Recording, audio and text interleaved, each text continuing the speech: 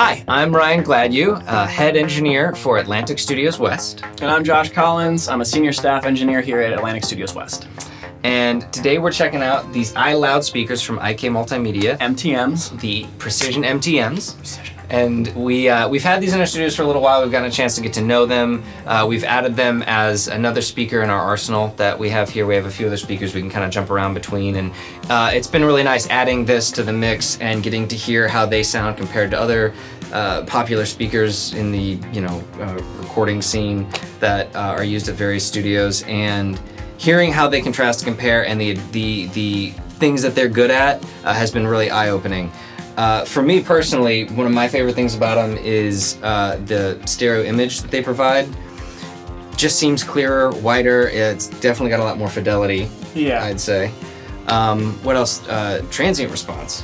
Bass response is really tight compared to the focals. It feels the bass response specifically. Yes, it feels like it's quicker. It feels like tighter. There's more like you're saying, transient response. It can be punchier. That's like a big part of it. Like you can really tell with kicks.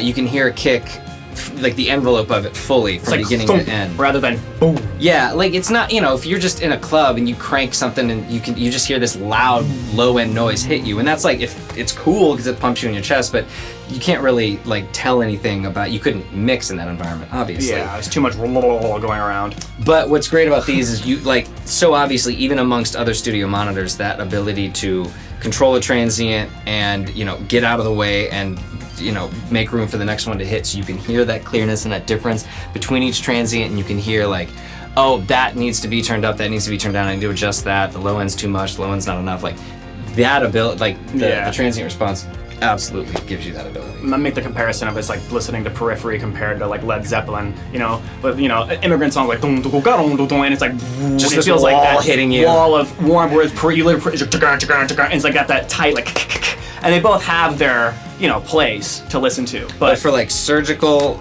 checking your mix and knowing exactly what needs to be done, when you're worried about what's going to transfer to other listening systems, that's the kind of thing you want. That to me is like one of the most valuable things that they can provide. Transparency. One thing we just didn't hear that they're really cool that they have that's unique about them is the room tuning. Yeah, honestly, huge selling point for me. I'm sure that's a big reason why they sound so good in here. But yeah, the room tuning, the fact that they give you a mic, they make it super, there's no extra software you need to do, you just plug it into the back of the speaker. We just did it, you set the mic, it's got 4 points. Click a button, move it. Click a button, move it. 5 minutes later, room's tuned, sit down. There's no you have to click 8 more menu items, it's done, you're done. I mean, it is just honestly unbelievable, the stereo imaging that you get. I mean, it's just like, it's so open. It's so open and clear. I don't know how else to really describe it.